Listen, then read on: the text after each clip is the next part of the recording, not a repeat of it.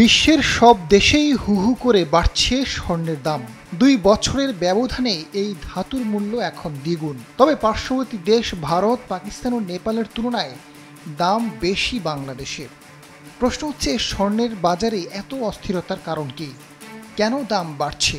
কখনো দাম কি কমতে পারে, নাকি আরও বাড়বে? অন্যান্য দেশের সঙ্গে বাংলাদেশের স্বর্ণের দাম এত পার্থক্য কেন? জনমনে এমন নানা প্রশ্ন ঘুরে ফিরে আসছে।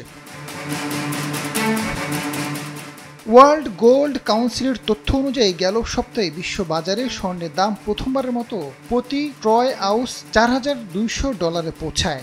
2022 সালে যা ছিল $2,000 নিচে। 2023 সালের পর থেকে মূল্যবান ধাতুর দাম কেবলই ঊর্ধ্বমুখী হয়েছে।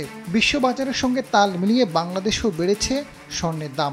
বাংলাদেশ জুয়েলার্স অ্যাসোসিয়েশনের তথ্য অনুযায়ী 2023 সালে 22 ক্যারেট স্বর্ণের দাম লাখের ঘরে পৌঁছায়। 2 বছরের ব্যবধানে বেড়ে হয় বড়িপ্রতি $2,16,333 টাকা। গোল্ড খাত সংশ্লিষ্টরা বলছেন, বিশ্ব অর্থনীতির সঙ্গে স্বর্ণের দাম নিবিড়ভাবে যুক্ত। যুদ্ধ কিংবা অর্থনৈতিক মন্দা পরিস্থিতি হলে এর দামে প্রভাব পড়ে। করোনার পর বৈশ্বিক যুদ্ধ পরিস্থিতির কারণে অর্থনৈতিক অস্থিরতা চলমান থাকায় দাম আর কমেনি স্বর্ণের। তবে বাংলাদেশে স্বর্ণের দাম বৃদ্ধির পেছনে সরকারের নীতির দুর্বলতা, ডলারের বিপরীতে টাকার মানে পতন এবং ব্যবসায়ীদের মুনাফা করার প্রবণতাকে দায়ী করেছেন অনেকে।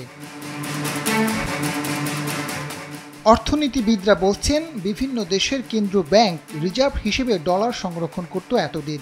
বর্তমানে একক মুদ্রার উপর নির্ভর করা ঝুঁকিপূর্ণ। ফলে রিজার্ভ হিসেবে স্বর্ণের সংরক্ষণ বাড়িয়েছে। অনেক দেশ এবং ব্যক্তিখাতের বিনিয়োগকারীরা ডলার না রেখে ধরা ছোঁয়া যায় এমন সম্পদ রাখতে চাচ্ছে। তাতে গোল্ডের উপর চাপ পড়ছে।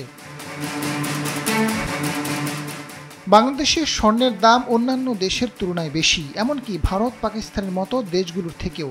যদিও এটি সঠিক নয় বলে দাবি এই খাতের ব্যবসায়ীদের। ওয়ার্ল্ড গোল্ড কাউন্সিলের ওয়েবসাইটে 15 অক্টোবর সন্ধ্যার তথ্য অনুযায়ী বিশ্ববাজারে প্রতি গ্রাম স্বর্ণের দাম 16,425 টাকা।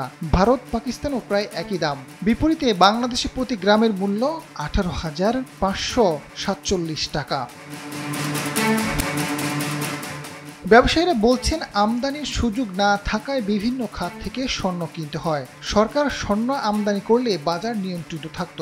বৈধ পথে স্বর্ণ আমদানি করলে অনেক বেশি শুল্ক দিতে হয়। এছাড়া আমলাতান্ত্রিক জটিলতাও দায়। বাণিজ্য যুদ্ধ সহ নানা কারণে স্বর্ণের দাম কমার কোনো সুখবর নেই গ্রাহকদের জন্য। আজাদ ফারুক, সময়ের আলো।